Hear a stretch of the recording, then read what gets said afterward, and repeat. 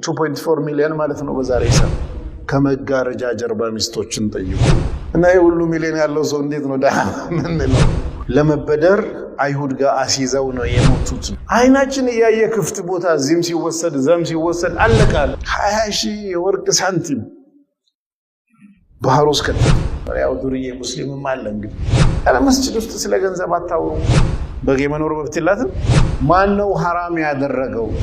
ገንዘባችሁን ለሞኝ ሰዎች አትስጡ። አያውን ተሸክሞ ቢርስ ዝም ብለው በቃ ከዲን ገንዘብ ላይ የመዘዙ ለግል ተጠቀሙ። ሶስቱም ስለ ብር ነው የሚያወሩት። ኦክስፎርድ ዲክሽነሪ ላይ ሙስሊም ኢዝ ኢኳል ቱ ደሃ ከኛ ረቡማ አላህ ደሃ ነው እኛ ሀብታሞች ነን። እናንተ ማለ ሸርናችሁ ወራላይን በሉ ምናምን በሉ የሚጠቀስ ነገር ሁሉ የትነኛ ያህል ቦታ አይላት። 12 ቦቴ መኪናዎች ተገልብጠው ነድ በገንዘብ ካልተደገፈ የትም አይደርስም። ሁሉም ሙስሊም ያለውን ይዘጋጅ ተባለ። ደሃ ነበሩ ሀብታም ዝርዝር እናያለን። በሀብታም እንደውም ጀነት አይገባም። ደሃ ይበልጣል፣ ሀብታም ይበልጣል። ሀብታሞቹ በለጡ። በስደት ኢትዮጵያ የመጡ ናቸው። እንዴት አይነት ቢዝነስ ስትራቴጂ ቢከተል ነው በዚህ ጊዜ የሁሉ ሚሊዮነር የሆነው? ይታይልኝ ብሎ ነው የሁሉ ብር የሰጠው ብለው መለመን ክልክል ነው በእስልምና።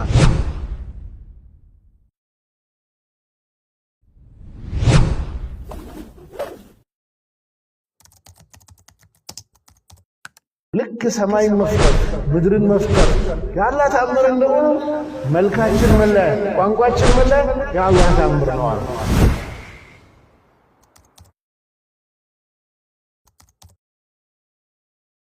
የሰው ልጅ እንደ ማበጠሪያ ጥርስ እኩል ነው። ሁሉም ነጭ ሆነው ከጥቁሩ አይበልጥም፣ ጥቁሩ ከቀዩ አይበልጥም። ሁሉም እኩል ነው።